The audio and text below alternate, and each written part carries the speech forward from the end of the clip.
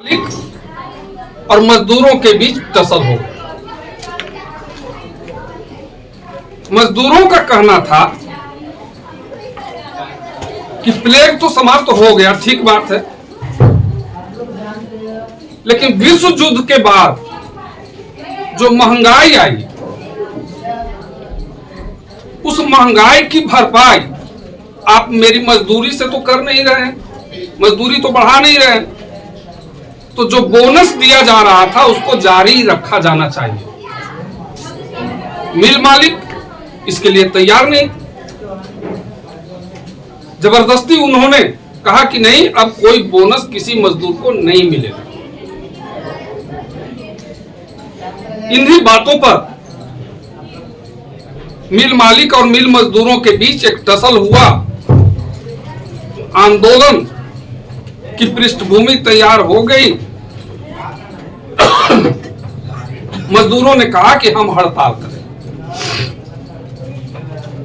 गांधी जी को यह बात पता चली तो ये पहुंच गए अहमदाबाद। उस समय वे अपने साबरमती आश्रम की स्थापना कर रहे थे। जो बड़े बड़े मिल मालिक थे उनमें एक अंबालाल साराभाई मशहूर थे। गांधी जी के आश्रम स्थापना में इन्होंने बहुत मदद किया था और उस समय बहुत सारे लोगों ने मदद किया था।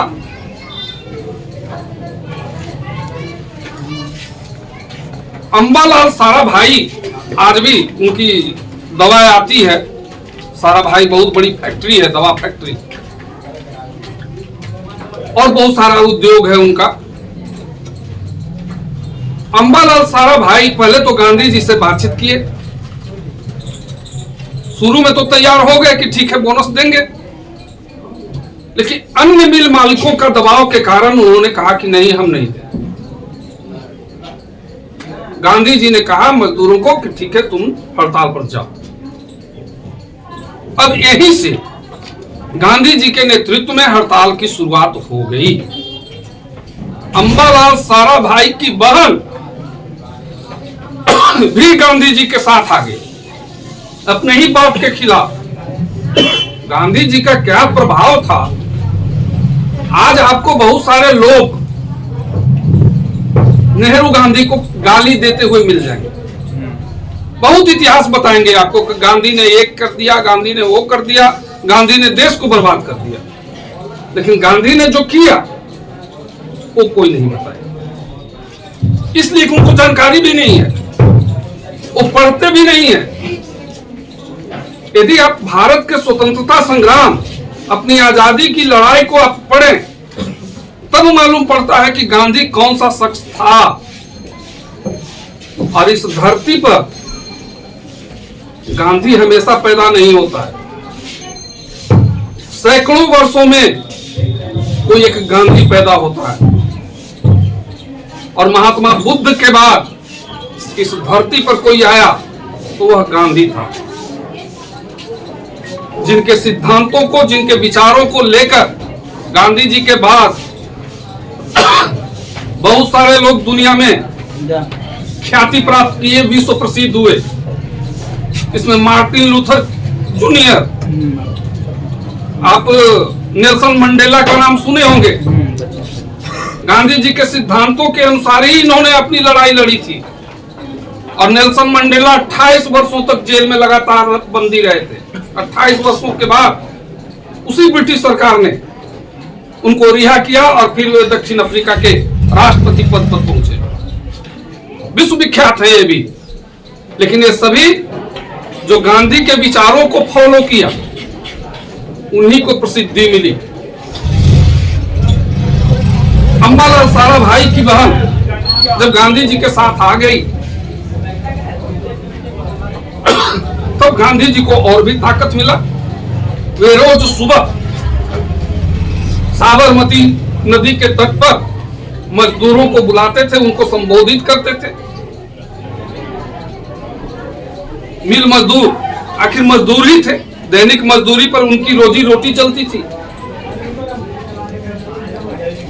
संघर्ष कुछ दिनों तक तो चला, लास्ट में मजदूरों के साथ भूखमरी की स्थिति पैदा हो गई।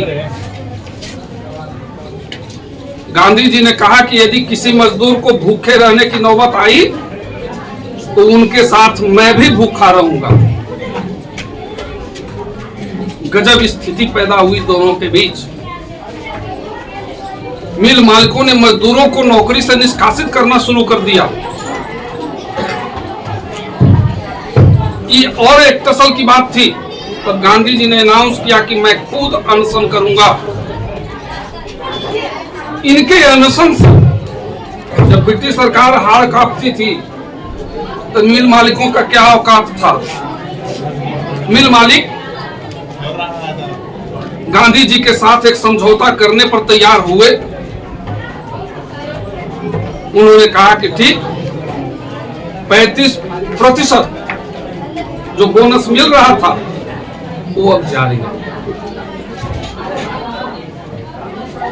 मिल मजदूरों की एक बहुत बड़ी विजय थी। तीसरा आंदोलन उसी गुजरात में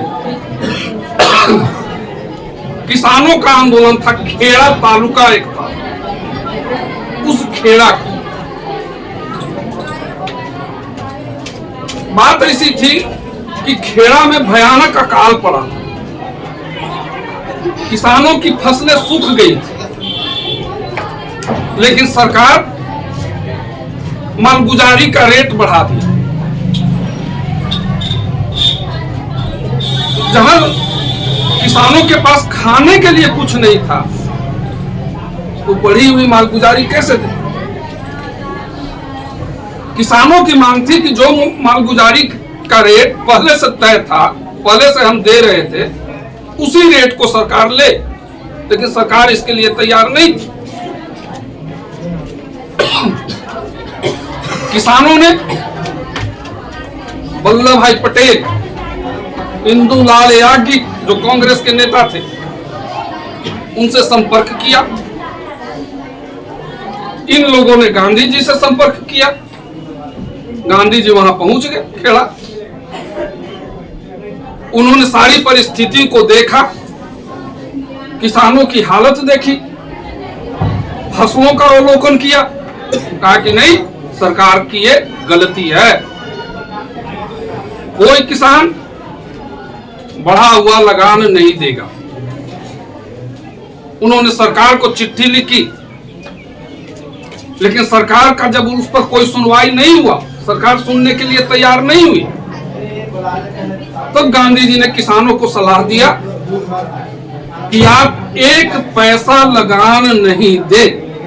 बढ़ी हुई लगान ही नहीं, बल्कि पहले से भी जो लगान आप देने के लिए तैयार थे वो लगान आप नहीं थे। देखते हैं सरकार क्या करती है। अबे तो सरकार के साथ सीधे सीधे टकराव की स्थिति पैदा हो गई। सरकार और जो प्रशासन था वहां का, किसानों के यहाँ, किसानों के घर में कुर्की जब्ती करने लगी, उनके जानवर को खोल करके ले जाने लगी सरकार। पुलिस उनके चौखट के बाहर को कुबाड़ लिया। जो कुछ किसानों के यहाँ मिल रहा था वो सब लेकर के जा रही थी पुलिस। गांधी जी ने सलाह दिया कि इसे घबराने की कोई बात नहीं, केवल आप संगठित रहें। सरदार उस समय सरदार नहीं हुए थे, वल्लभ भाई पटेल। वल्लभ भाई को सलाह दिया कि आप गांव गांव घूमें और किसानों को उत्साहित करें, लेकिन इसमें कुछ गद्दार लोग के भी किसान थे। देखो भाई, जब भी कुछ आंदोलन खड़ा करोगे किसी गलत चीज के खिलाफ, उसमें कुछ कोई ना कोई 2-4 लोग गद्दार पैदा हो जाए। खेड़ा में भी यही हुआ। जो अमीर टाइप के किसान थे वे चुप्पे चुप्पे सरकार को लगान देना चाह रहे थे। गांधी जी ने कहा कि यदि कोई अमीर किसान लगान देने की बात करता है तो उसका सामाजिक बहिष्कार होता है। अब उससे वो डर गए अमीर किसान। लास्ट में सरकार के पास एक चिट्ठी लिखी गांधी ने, आप इसके अपने स्तर से जांच करवाएं, अदरवाइज यह आंदोलन भयानक रूप लेने जा रहा है। सरकार भी सोची कि चलो जो कुछ लगान आ रहा था वह भी खत्म हो जाएगा। तब उन्होंने एक कमेटी बनाई। इस समय बंबई प्रेसिडेंसी में गुजरात आता था। गुजरात अलग नहीं हुआ था बंबई से, महाराष्ट्र से। ये तो जाकर के 1956 में महाराष्ट्र अलग और गुजरात अलग हुआ है। उस समय बंबई में ही ये गुजरात भी शामिल था। तो बंबई की सरकार ने, एडमिनिस्ट्रेशन ने एक कमेटी बनाई जांच करने के लिए। उस कमेटी ने जांच करके रिपोर्ट साफ दिया कि नहीं, बढ़ा हुआ 35% का जो लगान है वो गलत है। किसानों से यह लगान वापस लेना चाहिए और उनके इस वर्ष का लगान माफ कर दिया जाना चाहिए। चलिए, जिसके लिए आंदोलन की शुरुआत हो रही थी वही खत्म हो गया मुद्दा। गांधी जी ने आंदोलन वापस लिया। तो ये 3 आंदोलन, चंपारण, अहमदाबाद और खेड़ा, चंपारण 1917 में और खेड़ा अहमदाबाद 1918, इन 3 आंदोलनों की सफलता से गांधी जी देश के कोने कोने में प्रसिद्ध हो। लोगों को यह आस्था हो गई कि गांधी जी में वह ताकत है जो सरकार से सीधे सीधे टकरा सकती है। इसके बाद 1918 के बाद यही खेड़ा आंदोलन खत्म ही हुआ था कि सरकार 1919 में एक एक्ट लाई जिसका नाम था रॉलेट एक्ट। वास्तव में इस समय देश के कुछ हिस्सों में क्रांतिकारी गतिविधियां चल रही थी, बंगाल से लेकर के उत्तर प्रदेश तक। हालांकि क्रांतिकारियों का जो इतिहास है वह 2 फेज में है। एक तो प्रथम विश्व युद्ध के दौरान और दूसरा जब भगत सिंह और चंद्रशेखर आजाद आते हैं तब। ये 2 फेज में है। इसको एक साथ हम शामिल करके पढ़ लेंगे संक्षेप में, विस्तार से इसको नहीं जानेंगे। तो इनकी गतिविधियों को रोकने के लिए सरकार एक कानून बनाई। सिडनी एक जज थे, उन्हीं के नेतृत्व में, और इसीलिए रॉलेट एक जज थे, उन्हीं के नेतृत्व में। इस एक्ट की खूबी यह थी कि इसके खिलाफ किसी को भी कहीं से भी अरेस्ट किया जा सकता था बिना कोई कारण के भी। सरकार यदि चाहे, पुलिस यदि चाहे, तो आप यहाँ क्लास कर रहे हैं, यहाँ इसे उठा लिया आपको। एक नारा उस समय भारतीयों ने दिया, नो वकील नो दलील। यानी अब जब पुलिस ने आपको अरेस्ट कर लिया तो आप अदालत में भी नहीं जा सकते हैं इसके बचाव के लिए, अपनी रक्षा के लिए कोई वकील भी नहीं कर सकते।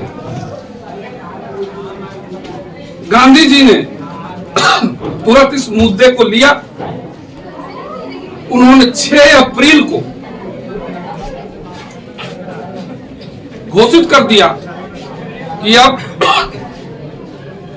पूरे भारत में इसके खिलाफ हम एक सत्याग्रह करें। 6 अप्रैल। लेकिन डेट को लेकर के कुछ गलतफहमी लोगों में हो गई, नेताओं की। 10 अप्रैल को 30 मार्च को पंजाब में यह सत्याग्रह नहीं बल्कि एक आंदोलन है और थोड़ा हिंसक आंदोलन है। वहां के लोगों ने इस एक्ट के खिलाफ एक हिंसक आंदोलन की शुरुआत की। जो अंग्रेज सामने मिले उनको मारा पीटा, टेलीफोन की तारें काट दी, पोस्ट ऑफिस में आग लगी कर दी, अंग्रेज महिलाओं पर भी इन्होंने हिंसक प्रहार किया। अब बड़ा हिंसक रूप यह आंदोलन लेता चला गया। गांधी जी चाह रहे थे पंजाब जाना। वे जब पंजाब जाकर के लोगों को समझाने की बात कर रहे थे तो इनको अरेस्ट करके भेज दिया गया बंबई। यहां गुजरात भी उस समय आक्रोश में जल रहा था, तो गांधी जी ने सोचा कि यहीं रह करके हम लोगों को शांत करने का काम करें, उनके गुस्सा को। लेकिन मामला बिगड़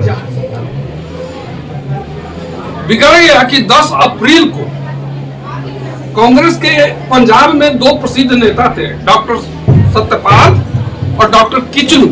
सत्यपाल और किचलू, पुलिस ने इनको अरेस्ट करके अज्ञात स्थान पर भेज दिया।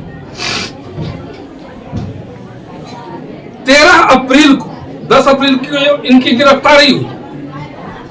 13 अप्रैल 1919 को अमृतसर के पास, अमृतसर में ही एक जालियांवाला बाग, हालांकि आज उसका स्वरूप इस सरकार ने बदल यह दिया। 13 अप्रैल के दिन जो घटना घटी थी, जिन दीवारों में पुलिस द्वारा चलाई गई गोलियों के निशान थे, जो कुआं था जिसमें महिला पुरुष बच्चे सब गिर करके मरे थे, दीवारें थी, उन सब का स्वरूप आज बदल दिया गया। लोग जब जाते थे वहां देखने के लिए जालियांवाला बाग को, तो फिर वही दृश्य स्मरण होता था पहले कि किस तरह से जनरल और डायर ने गोलियां चला करके लोगों की हत्या की हो। लेकिन आज उसे खूबसूरत बनाने के चक्कर में सरकार, स्मृति यही ना होती है, आप किसको खूबसूरत बना रहे हैं।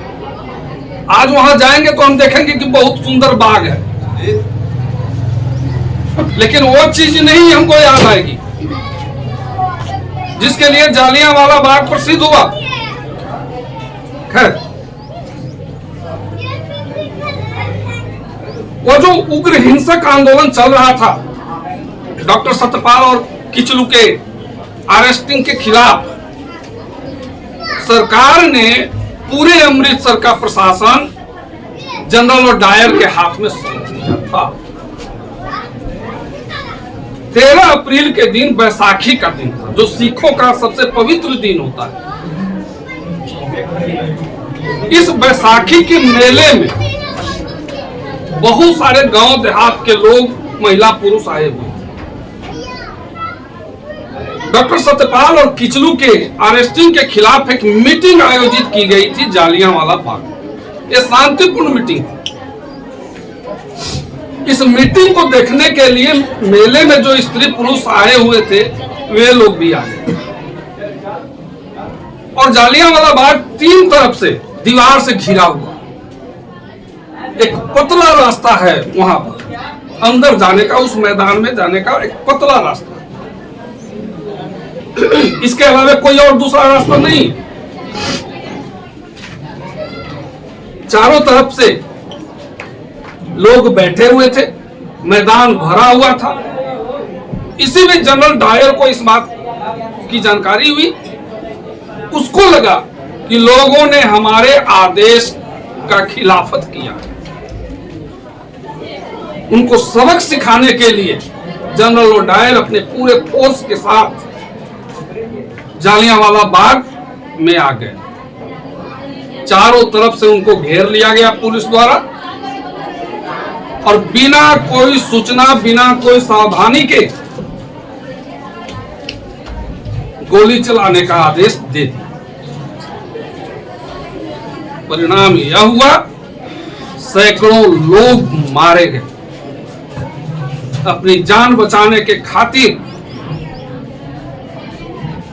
वे सारी महिलाएं जो छोटे छोटे बच्चे को लेकर के भी वहां आए हुए थे, वह जो कुआं था उस मैदान के एक किनारे पर अपनी जान बचाने के लिए उस कुएं में कूद गए।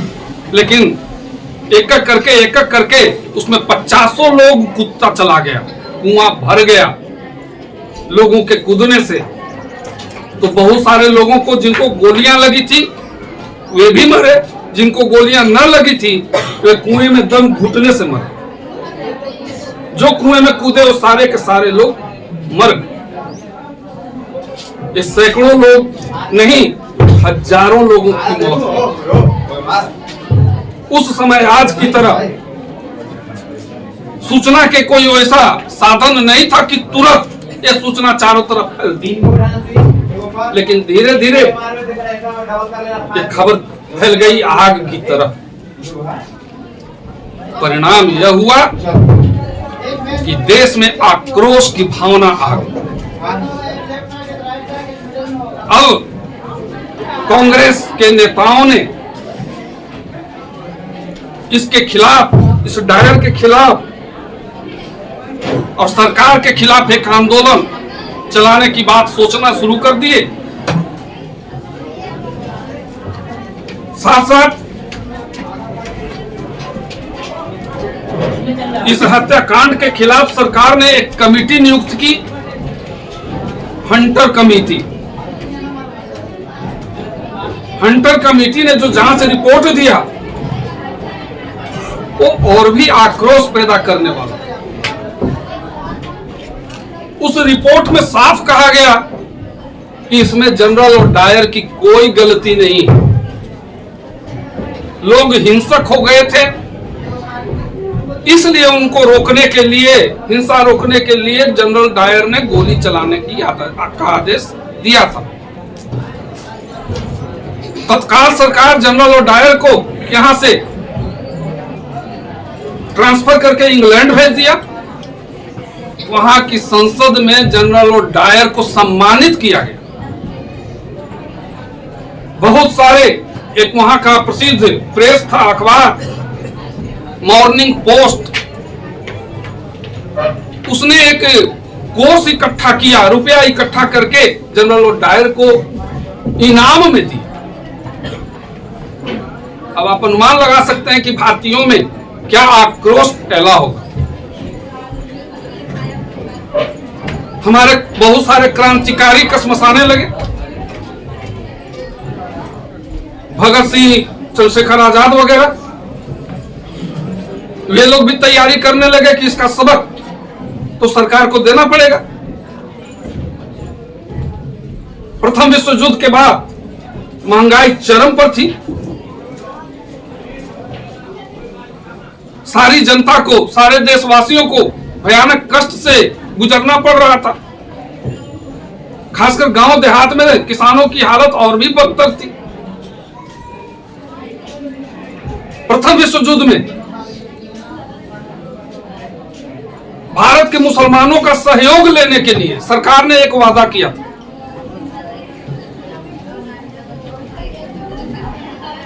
तुर्की का जो खलीफा था, तुर्की का जो सुल्तान था, उसको खलीफा कहते थे।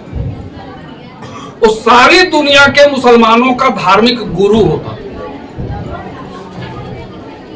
प्रथम विश्व युद्ध में तुर्की जर्मनी के साथ होकर के इंग्लैंड, फ्रांस जैसे मित्र देशों के खिलाफ लड़ा था।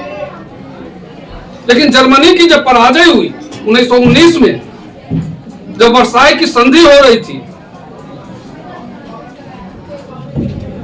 तो सरकार, वहां की सरकार ने भारत के अपने प्रशासन को आदेश दिया था कि भारत के मुसलमानों का सहयोग प्राप्त करो।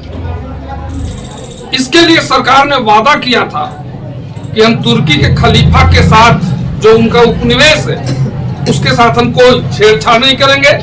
खलीफा का पद ज्यों का त्यों रहेगा, हम नहीं उसको हटाएंगे। इन्हीं आधार पर भारत के मुसलमानों ने ब्रिटिश सरकार का साथ दिया। लेकिन जब वर्साई की संधि होगी तो जर्मनी के साथ वर्साई की संधि हुई और तुर्की के साथ सेवरे की संधि हुई। इस संधि के तहत सरकार तुर्की को पूरी तरह से तहस नहस कर दिया, उसके सारे उपनिवेश छीन लिए, खलीफा का पद भी समाप्त कर दिया। अब वह धार्मिक गुरु नहीं रहे। भारत के मुसलमानों में जबरदस्त आक्रोश हुआ। गांधी जी ने जब ये बात सुनी उनको भी बड़ा दुख हुआ। सरकार के वादा खिलाफी के खिलाफ गांधी जी ने भारत के मुस्लिम नेताओं को कहा कि आप आंदोलन की शुरुआत करें सरकार के खिलाफ। उस समय के जो मुस्लिम नेता थे, खास करके अली बंधु, उन्होंने एक खिलाफत कमेटी बनाई। खिलाफत कमेटी में प्रस्ताव पास हुआ कि हम सरकार के खिलाफ आंदोलन करेंगे। गांधी जी को बुलाया गया। इलाहाबाद में खिलाफत कमेटी की मीटिंग हुई, उसमें गांधी जी को बुलाया गया। गांधी जी ने पूरी रूपरेखा दिया उनको कि कैसे आप आंदोलन आगे चलाएंगे। लेकिन खिलाफत कमेटी ने अपना नेतृत्व, अपने आंदोलन का नेतृत्व गांधी जी पर ही सौंप दिया। एक चीज आप ध्यान देंगे, एक क्वेश्चन बार बार आता है आपके एग्जामिनेशन में, खिलाफत आंदोलन का नेतृत्व भारत में किसने किया? एक क्वेश्चन बार बार आता है। और आपको मैं बता दूं कि 99% जो हिस्ट्री के टीचर हैं ना, तथाकथित टीचर हैं, वे जानते हैं कि एक खिलाफत तो मुस्लिमों का आंदोलन था। अली बंधु खिलाफत के नेता थे, खिलाफत कमेटी के, तो आंदोलन का नेतृत्व वही किए होंगे और इसीलिए वो गलत आंसर वहां करते हैं। कई बार एक क्वेश्चन उठा है, जब हम लोग कॉपी जांच करते हैं तो उसमें कई बार क्वेश्चन उठा है। लेकिन आप इस चीज को माइंड में रखेंगे, खिलाफत आंदोलन का नेतृत्व गांधी जी ने किया। आपकी किताब में है, आप पढ़ेंगे उसको। खिलाफत नेताओं ने अपना आंदोलन ही नेतृत्व ही दे दिया गांधी जी को। और गांधी जी पर क्या विश्वास था लोगों का, उस समय की बात है, 1920 की बात है। आज की तरह नहीं कि जब आप सभी एक साथ बैठ करके शिक्षा ले रहे हैं। उस समय महिलाएं घर से बाहर नहीं जाती थी और मुस्लिम महिलाएं, उनका तो और भी पिछड़ापन था। लेकिन महिलाओं के जमात में गांधी जी को बुलाया जाता था भाषण देने के। क्या विश्वास था गांधी जी पर, आप अनुमान लगा सकते हो? जरा सा कभी एकांत में सोचो कि जहां हिंदू महिलाएं घर से बाहर नहीं निकलती थीं, आंदोलन में भाग लेने का तो सवाल ही पैदा नहीं होता था। और मुस्लिम महिलाओं की तो खैर कल्पना भी नहीं कोई कर सकता था। लेकिन उन सारी महिलाओं को गांधी ने बाहर किया घर से। उनके सलाह पर वे सारी महिलाएं आंदोलन में भाग लेने के लिए तैयार हो गई। अपनी मीटिंग में गांधी जी को आमंत्रित किया। गांधी जी ने भाषण दिया उनके बीच में खड़ा रहकर और मस्जिद में। खैर, अभी जो हमने बताई आपको बात कि प्रथम विश्व युद्ध से महंगाई, क्रांतिकारियों द्वारा तैयारी और कुछ अन्य मुद्दे, जिसको देख करके गांधी जी को लगा कि अब एक जबरदस्त आंदोलन का समय आया, जिसमें सबसे बड़ा मुद्दा था रॉलेट एक्ट और जालियांवाला बाग हत्याकांड। इतने आधार मिल गए, निर्णय हुआ कि गांधी जी, जो कांग्रेस कलकत्ता में एक अधिवेशन हुआ सितंबर में, उसमें तो प्रस्ताव पारित हो गया। निर्णय यह हुआ था कि गांधी जी ही अपने आंदोलन की रूपरेखा तैयार करें और उसका नेतृत्व भी गांधी जी करें। 1 अगस्त को बाल गंगाधर तिलक की मृत्यु, 1 अगस्त 1920, और इसी दिन असहयोग आंदोलन की शुरुआत। असहयोग आंदोलन, गांधी जी ने कहा कि हम सरकार के साथ कोई सहयोग नहीं करेंगे। विद्यार्थी स्कूल कॉलेज में नहीं जाएंगे, जो वकील हैं वो अदालतों का बहिष्कार करेंगे, जो नौकरी पेशा लोग हैं, बाबू लोग, किरानी कर्मचारी, वे लोग अपने ऑफिस का बहिष्कार करेंगे। विदेशी कपड़ों की हम होली जलाएंगे, उसका बहिष्कार करेंगे। विदेशी सारी वस्तुओं का हम बहिष्कार करेंगे। इन मुद्दों पर यदि हम तैयारी करें, इस मुद्दे पर आंदोलन करें, तो हम 1 वर्ष के अंदर आजादी हासिल कर।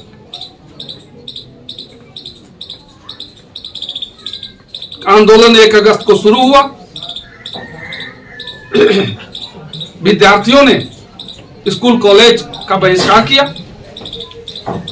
पूरे देश में राष्ट्रीय स्कूल कॉलेज की स्थापना हुई,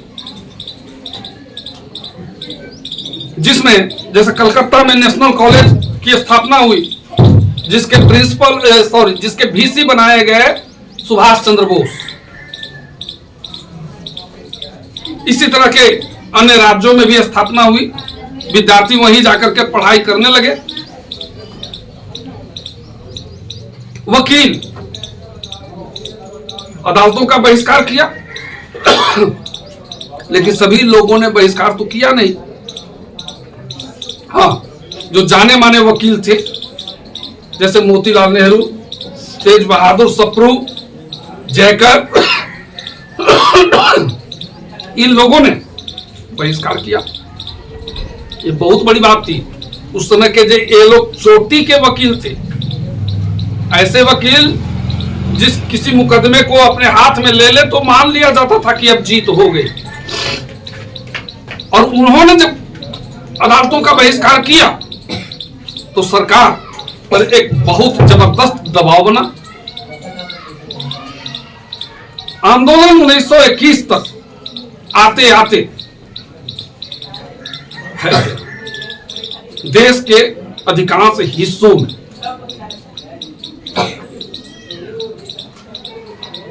सबसे ज्यादा सफलता मिली कपड़ों के बहिष्कार, विदेशी कपड़ों के बहिष्कार। गांधी जी कहते हैं कि जब हम लोग ट्रेन से निकलते थे तो वहां के लोकल लोग स्टेशन पर आ जाते थे। गांधी जी उनको सलाह देते थे कि सब कपड़ा न सही, लेकिन प्रतीक रूप में आपके पास दुपट्टा है, टोपी है, गमछी है, इसी को जलाएं, लेकिन जलाएं। देखते देखते स्टेशन पर काफी मात्रा में विदेशी कपड़ा ये लोग जमा कर लेता था, और जैसे ही ट्रेन वहां से खुलती थी उसमें सलाई बांध दिया जाता। विदेशी कपड़ों के बहिष्कार का सरकार पर जबरदस्त असर पड़ा।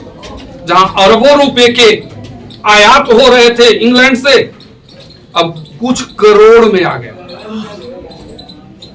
सरकार के कान खड़े हो गए।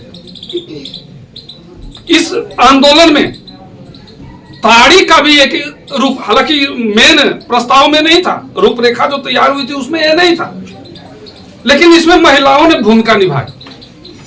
नशा के जितने केंद्र थे, दुकानें थी जहां नशा बेचा जाता था, महिलाएं सुबह से पहुंच जाती थी धरना देने। जो पुरुष वहां कुछ नशा वाली चीजें खरीदने भी आते थे, उनको वो महिलाएं रोकती थी, समझाती थी। सरकार ताड़ी पर भी टैक्स लगा दिया था। ताड़ी तो आप समझते होंगे, आप लोग।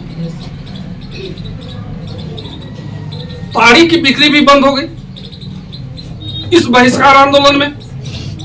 तब सरकार ने भारतीयों को समझाना शुरू किया कि ताड़ी इस देश दुनिया के कितने महान महान लोग पिए हैं, और ताड़ी पीने से ही वो महान भी हुए। जैसे सिकंदर महान, नेपोलियन बोनापार्ट, जूलियस सीजर, जो हिस्ट्री के दुनिया के जाने माने लोग हैं, इतनी प्रसिद्धि प्राप्त किए हैं, ये ताड़ी पीकर ही की है। सरकार एक्चुअल में लोगों को बेवकूफ बनाने की कोशिश कर रही है। महिलाओं ने कहा कि अच्छा ठीक है, हमको महान नहीं बनना है, हमारे यहाँ कोई ताड़ी नहीं पिएगा। अब यहां से भी सरकार को लॉस, शराब से लॉस हो ही रहा था, शराब का तो बहिष्कार हो ही रहा था। ये पहला आंदोलन था जो देश के कोने कोने में पहुंचा। स्त्री, पुरुष, युवा, विद्यार्थी, निरक्षर, व्यापारी, किसान, सब लोग इस आंदोलन में शामिल हो गए। 1921 तक पहुंचते पहुंचते आंदोलन देश के कोने कोने में पहुंच गया। चाहे वह स्कूल हो, कॉलेज हो, गांव हो, देहात हो, सब जगह इस आंदोलन ने अपना प्रभाव डाला। 1922 आते आते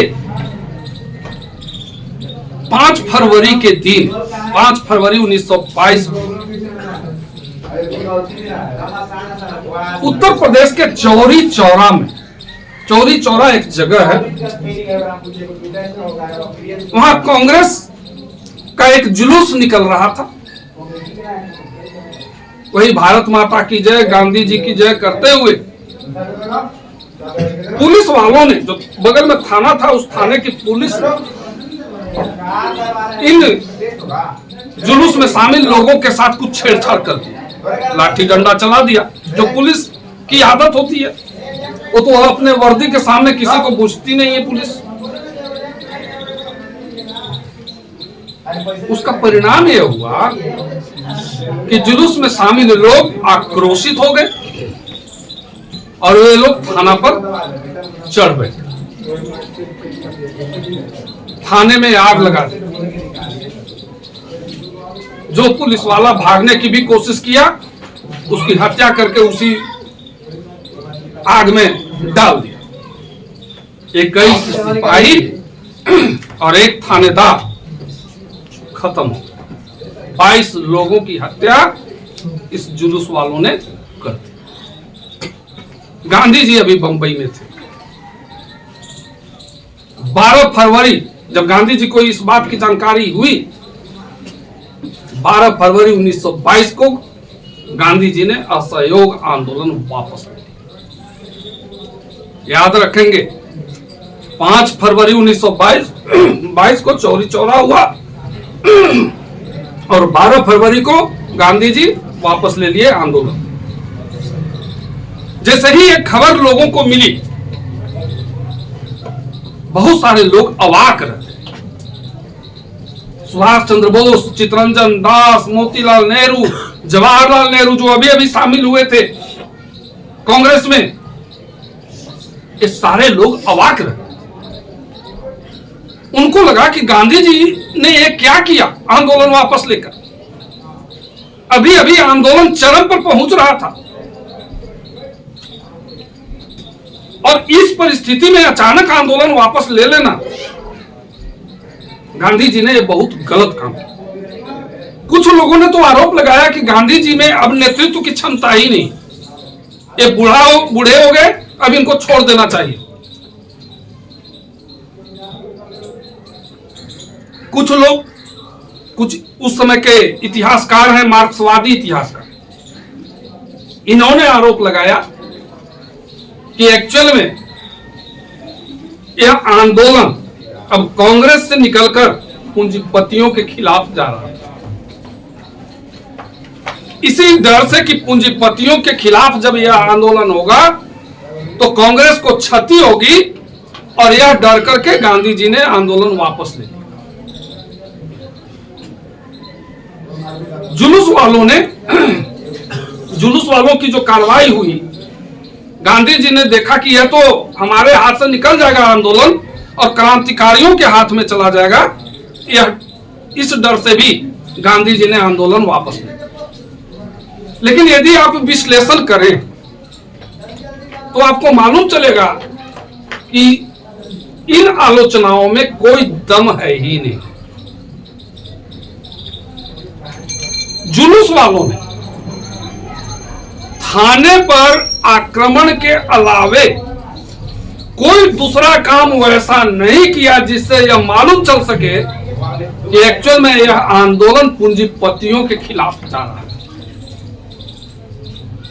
थाने की पुलिस ने उनके साथ छेड़छाड़ किया, जुलूस वालों ने थाने पर अटैक करके पुलिस वालों की हत्या कर दी, सिर्फ यही तो किया था। उनका आंदोलन पूंजीपतियों के खिलाफ कहा गया, किसी एक पूंजीपति पर आक्रमण कहां किया? पहली बात। दूसरी बात कि जो आरोप लगाया जा रहा है गांधी पर, किसी एक क्रांतिकारियों के हाथ में आंदोलन जा रहा था, तो जुलूस में शामिल लोग क्रांतिकारी कहां थे? कौन सा ऐसा काम किया जो लगे कि नहीं एक क्रांतिकारियों के हाथ में जा रहा था? ऐसी कोई बात नहीं है, इनकी आलोचनाओं में कोई दम नहीं। गांधी जी ने आंदोलन वापस लिया, उसका एकमात्र कारण था कि यह आंदोलन हिंसक हो गया और अभी अभी अखिल भारतीय स्तर पर यह पहला आंदोलन था जो खड़ा हुआ था। देश के कोने कोने में यह पहला आंदोलन था जो फैला था, और यही शुरुआत में ही यदि हिंसा का सहारा यह आंदोलन लेता तो फिर सरकार को इस आंदोलन को कुचलने में तनिक भी देर नहीं लगी। आंदोलन एक बार यदि सरकार कुचल देती तो फिर फ्यूचर में, भविष्य में दूसरा कोई आंदोलन खड़ा करना शायद संभव नहीं होता, इतना मनोबल लोगों का गिर जाता।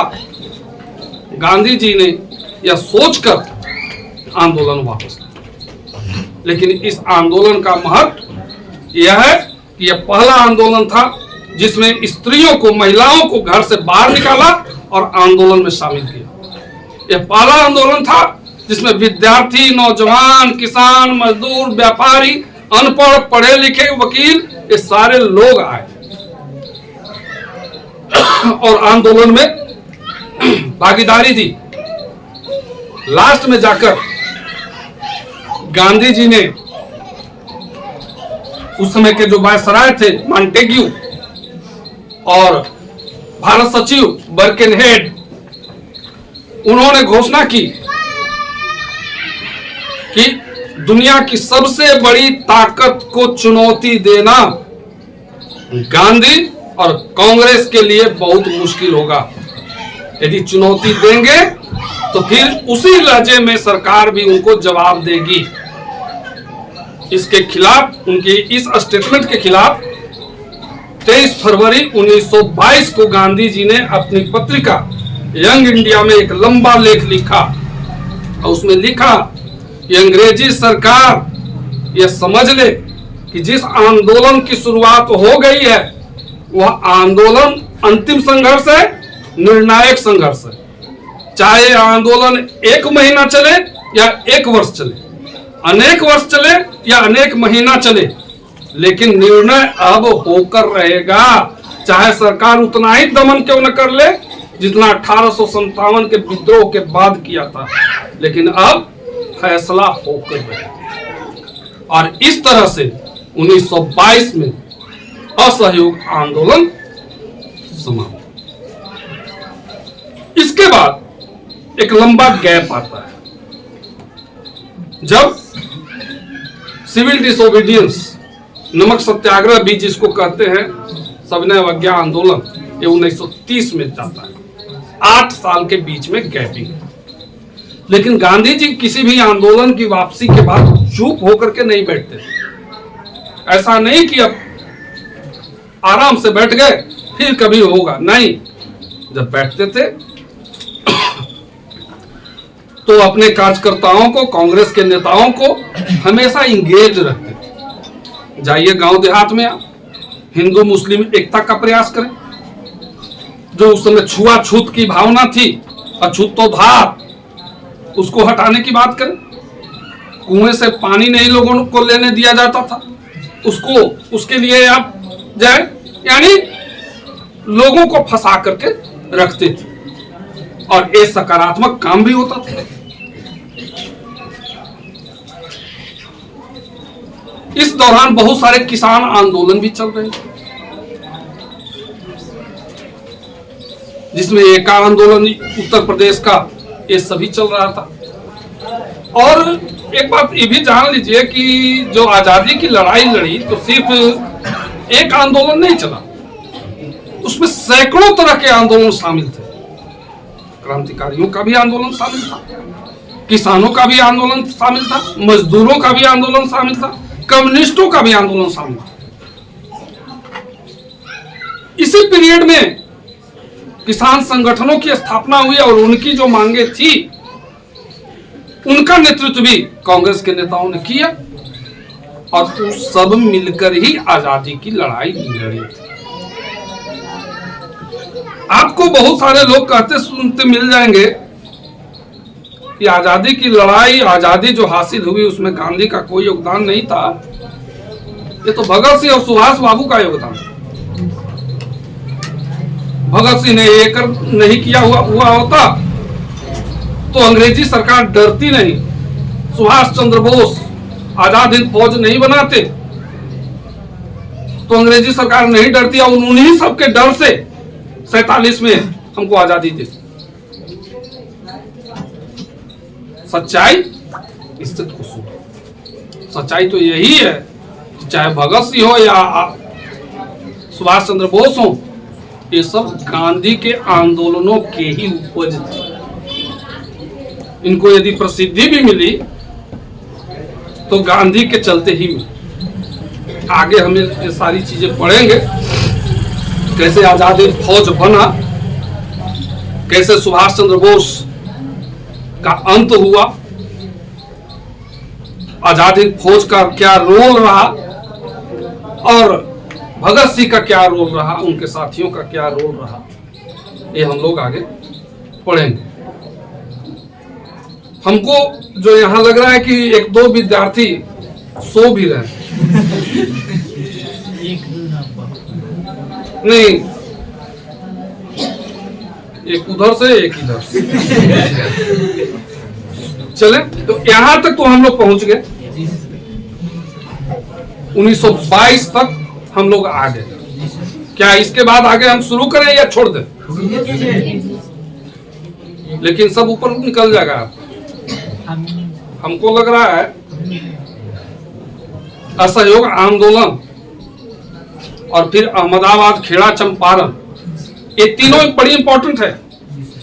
चंपारण, अहमदाबाद और खेड़ा, इसमें एक न एक कोई क्वेश्चन आएगा टिप्पणी लिखने के लिए, या शॉर्ट आंसर जो होता है वो लिखने के लिए एक क्वेश्चन आएगा। इसलिए इस पर आप तैयार कर लें। चंपारण सत्याग्रह, खेड़ा सत्याग्रह, अहमदाबाद सत्याग्रह, ये तीनों में से कोई एक आएगा। छोटा छोटा 5-6 लाइन का एक तैयार करो। असहयोग आंदोलन के कारण और महत्व, ये दोनों आता है, इसको भी आप तैयार करो। राष्ट्रीय आंदोलन में असहयोग और सविनय अवज्ञा आंदोलन, भारत छोड़ो तो आपको पढ़ना ही नहीं, सच्चाई यही है। अपनी किताब को देखें आप, इतिहास की किताब को जरा सा उसको देखेंगे, पढ़ना ही नहीं है। अजीब ढंग की किताब लिखा गया है, देखने के बाद मेरी समझ से बाहर हो जाता है। क्या लोगों ने किताब का चैप्टर रखा है,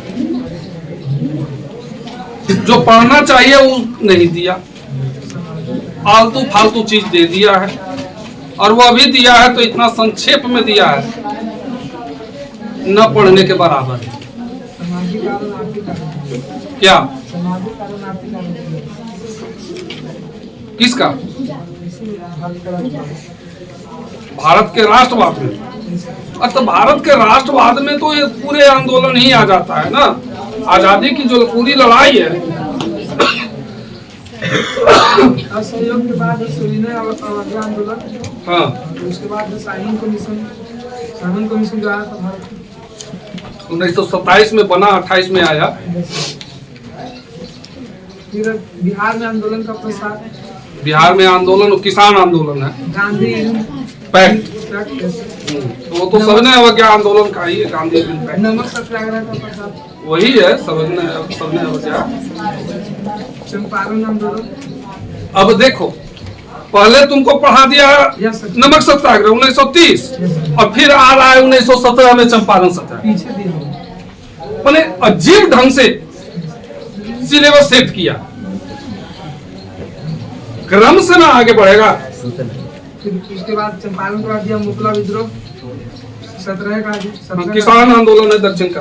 बारदोली सत्याग्रह 28 दिया, बारदोली चला गया 1928। 17 का। फिर मजदूर आंदोलन को पढ़ा दिया, अहमदाबाद का मजदूर आंदोलन। हाँ, जनजातीय आंदोलन है। हाँ। फिर भारतीय राष्ट्रीय कांग्रेस है, राजनीतिक दल भारतीय अब आता है कांग्रेस। उसके बाद है कम्युनिस्ट पार्टी, ये सब तो मुस्लिम लीग की स्थापना, स्वराज पार्टी, राष्ट्रीय स्वयंसेवक संघ, 20 में आता है स्वराज पार्टी, और लास्ट में है सर राष्ट्रीय स्वयंसेवक संघ, RSS। उसके बाद चैप्टर समाप्त। चलिए, भारत छोड़ो नहीं ना मिला, आजादी हम कैसे हासिल किए, देश कैसे आजाद हुआ, ये आपको पढ़ना ही है। ये क्या है, कौन सा वहां विद्वान लोग बैठे हुए हैं, समझ में बात नहीं आती। तो ना ऐसा कोई कंसेप्ट नहीं बनेगा, कोई कंसेप्ट ऐसा नहीं बनेगा। एक बार, अच्छा, कुछ और बड़ी सारी चीजें ऐसी हैं ना जो कंफ्यूजन पैदा करना है, और हम बोर्ड ऑफिस को 1-2 बार लिखे भी, हालांकि कोई उसका जवाब ववाब नहीं आया। सोचा होगा कोई होगा ढोड़ा मंगरू ऐसे ही लिख दिया चिट्ठी। सोचना भी चाहिए, क्योंकि वो तो बोर्ड ऑफिस है और मेरी बात कौन सुनेगा। वहाँ बड़े बड़े लोग बैठे हुए, लेकिन जैसा कि हमने कहा 99% लोग इतिहास जानता ही नहीं। इतिहास के नाम पर वो कथा कहानी जानता है। प्रमाणिक इतिहास एक अलग चीज होता है और कथा कहानी दूसरी बात होती है। गांधी नेहरू पर जितनी कहानियां बनानी है बना लो, जितनी गालियां देनी है दे दो। मेरी एक छोटी सी भी भतीजी थी, उस समय 6th या 7th क्लास में थी, किसी कोचिंग में जाती थी। यहाँ पता नहीं कौन सा टीचर थे, उन्होंने बताया कि गांधी जी बड़ी खराब आदमी थे, नाथूराम गोडसे ने उनको मारा से बहुत अच्छा किया, और पहले मारना चाहिए। यदि गांधी जी जीवित रहते तो ये इस देश को तो वो टुकड़े टुकड़े करके छोड़ देते। शाम के समय जब हम यहाँ विद्यालय से लौटे तो हम बैठे हुए थे, तो उसने कहा, भतीजी जो थी, कि आप गांधी जी तो चचा बड़ी खराब आदमी थे। दिमाग स्ट्रक किया, कैसे कह रही है, तो हमको सर बताया। सर गलत नहीं ना बताए होंगे, ठीक बात है, सर हैं तो गलत कैसे बताए। कि गांधी जी ये कर दिए वो कर दिए, मुसलमानों को बहुत प्रश्रय दिए और उन्हीं के कारण देश बट गया, वही देश को बांट दिए, पाकिस्तान को बना दिए। कौन सर बताए तो एक नाम बताई थी, याद नहीं। हमको लगा कहाँ बच्चों को ले जाया जा रहा है गलत जानकारी देकर। उस शख्स को खुद इतिहास नहीं पता, वो पढ़ा नहीं। अच्छा एक चीज और हो रहा है, हो क्या रहा है कि आप बीए के परीक्षा दिए, किताब नहीं पढ़े। ये मगध यूनिवर्सिटी का एक कल्चर, यहाँ लोग ऑथेंटिक किताब नहीं पढ़ता है, गेस पेपर पढ़ता है। 5-10 क्वेश्चन याद कर लिया, एग्जामिनेशन में आ जाता है क्वेश्चन, लिख लिया। अब उसके दिमाग में है कि हम भी तो हिस्ट्री से पास किए, बीए किए हैं, तो हमको हिस्ट्री नहीं मालूम है। उसके दिमाग में यही बात है। और इसीलिए हमने कहा कि 99% लोगों को इतिहास नहीं मालूम, और इसलिए नहीं मालूम है। एक कारण तो वो होगा कि ऑथेंटिक बुक नहीं पढ़ता, और दूसरा कारण है कि आज हम शिक्षक हो गए, अब हमको पढ़ने की क्या जरूरत है। जो हम क्लास में बोल देंगे वही इतिहास हो जाएगा। अच्छा बच्चा लोग तो प्रतिरोध करेगा नहीं, इसलिए कि बच्चों को तो इतिहास मालूम ही नहीं है। तो हम जो बोल रहे हैं बच्चा लोग सुना, चलो इतिहास हम पढ़ा। ये विडंबना है। अभी हम खिलाफत कमेटी की बात किए ना, अब इधर हम 4-5 साल से कॉपी जांचने नहीं जाते हैं। शुरू में शौक था हमको भी, कैसे कॉपी लोग जांच करता है, तो 2-3-4 साल गए। वहां एक हॉल था लंबा, करीब 50 लोग हम लोग बैठे हुए थे, सब सोशल साइंस के टीचर। यही क्वेश्चन आया था, खिलाफत आंदोलन का नेतृत्व भारत में, खाली जगह था, और एक में गांधी जी और एक में शौकत अली, जो अली बंधु हैं, शौकत अली, उनका नाम दिया हुआ। सभी शिक्षकों ने क्योंकि जो बच्चा गांधी जी को लिखा उसको उन्होंने काट दिया, और शौकत अली आंसर बताया। उसी में हमारे आगे दाहिने साइड में एक टीचर बैठे हुए थे, उन्होंने कहा कि देखो कितना बच्चा बेवकूफ होता है कि इसको यह भी नहीं मालूम कि खिलाफत आंदोलन मुसलमानों का आंदोलन था, तो गांधी जी आंसर दिया है, ये लड़का लिखा है। तब हमको समझ में आया कि ये शिक्षक यहाँ लोग गलतफहमी में है। हम ये सर 1 मिनट रुकिए आप, यदि बच्चा उसमें गांधी जी लिखा है तो आप काट कैसे रहे हैं? तो कहा कि सर आपको नहीं मालूम है, तो ये तो शौकत अली ने किया था ना। हम कहीं पढ़े हैं आप? शौकत अली ने किया था। तो पढ़ना क्या है, ये तो साफ है भाई कि वो खिलाफत आंदोलन था, मुसलमानों का आंदोलन था, तो शौकत अली उसके नेता थे, शौकत अली किए। कहीं पढ़ा है तो बताइए, नहीं पढ़ा है तो आप गांधी को काटिए नहीं, आप गलती कर रहे हैं। और जाकर के आज रात में पढ़िए आप किताब, और यदि नहीं पढ़ सकते हैं, आपके पास किताब नहीं है, तो कहिएगा 3-4 किताब हम कल लेते आएंगे। दूसरे दिन जाकर के उनको एक किताब ले जाकर के दिखलाया, अब ये देखिए आप पढ़िए। आप सब ने तो गलत कर दिया, 1 नंबर विद्यार्थियों का तो ले लिया है आप, उसी 1 नंबर के चलते हो सकता है उसका डिवीजन छूट जाए, फर्स्ट डिवीजन। ये विडंबना है लोगों के पास, वो लोग खुद नहीं पढ़ता है। जब तक मान लीजिए कि हम पढ़ा रहे हैं आपको, तो हम ऐसे ही नहीं पढ़ा रहे हैं। जब तक हम खुद नहीं पढ़ेंगे तब तक हम नहीं पढ़ा सकते। अब कोई टीचर यदि यह समझ लेता है कि बस अब हमको पढ़ना नहीं है, हम सब कुछ जान गए, विद्वान हो गए, तो ये बहुत बड़ी भूल है। शिक्षक हमेशा विद्यार्थी ही होता है, हमेशा। वो मरने दम तक पढ़ता है, यदि नहीं पढ़ता है तो वह शिक्षक नहीं है। इसलिए आप लोग तो गेस पेपर और गाइड के चक्कर में न रहेंगे। किताब जो है, जो किताब है, टेक्स्ट बुक आपके पास, आप उसी को पढ़ें।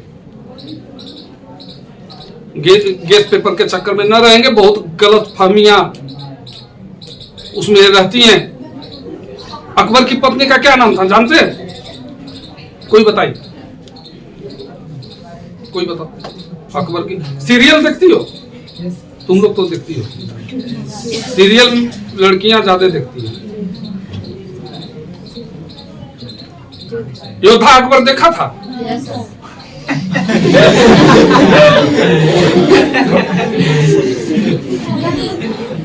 तो अकबर की कौन सी पत्नी थी, क्या नाम था? योद्धा बाई था ना। एक पिक्चर बनी थी यहाँ, मुगले आजम, क्लासिक पिक्चर, बहुत पहले का। वो दिलीप कुमार, पृथ्वीराज कपूर और हीरोइन थी मधुबाला, अपने जमाने का मशहूर हीरोइन। मुगले आजम पहली पिक्चर थी। अकबर, सलीम और योद्धा। आप सब लोग जानते हैं, आप ही लोग नहीं जानते हैं। 99% लोग जानते यही है कि अकबर की पत्नी का नाम योद्धा बाई था, यही जानते हैं ना। लेकिन योद्धा बाई जो थी वह सलीम की पत्नी थी, अकबर की पत्नी नहीं थी। अब ये तो आपको अचंभा लगेगा, लगेगा ना। एक्चुअल में राजा भारमल की बहन, मारवाड़ रियासत जिन्होंने अधीनता स्वीकार की अकबर की, अपनी बहन बाईहर का विवाह अकबर से किया। और सलीम का विवाह जगत गोसाई उर्फ योद्धा बाई का विवाह सलीम से हुआ। यही कहते हैं इतिहास में गलतफहमियां। वो जो मुगले आजम बना, मुगले आजम में दिखलाया कि योद्धा बाई अकबर की पत्नी थी, बस उसी को लोगों ने फॉलो किया। पढ़ा लिखा नहीं, उसी को मान लिया कि बस योद्धा बाई अकबर की पत्नी थी और सलीम उसी योद्धा बाई से बेटा था। ऐसी बात इतिहास बहुत अलग चीज है। अब हम लोग आज यहीं तक छोड़ दिया, सारी चीजें फिर निकलते चले जाएंगी। हमारा तो लेक्चर खत्म हो जाएगा, लेकिन आप समझेंगे नहीं। और जो पढ़ाए आज थोड़ा सा आप पढ़े, चंपारण, अहमदाबाद, खेड़ा और असहयोग आंदोलन, इतना ही आप पढ़ ले। असहयोग और खिलाफत दोनों साथ चलता है, तो दोनों उसमें आ जाएगा। ये चीजें आप पढ़ लें, बातें समझ में आ जाएंगी और फिर अपने से आप आंसर तैयार कर सकते हैं।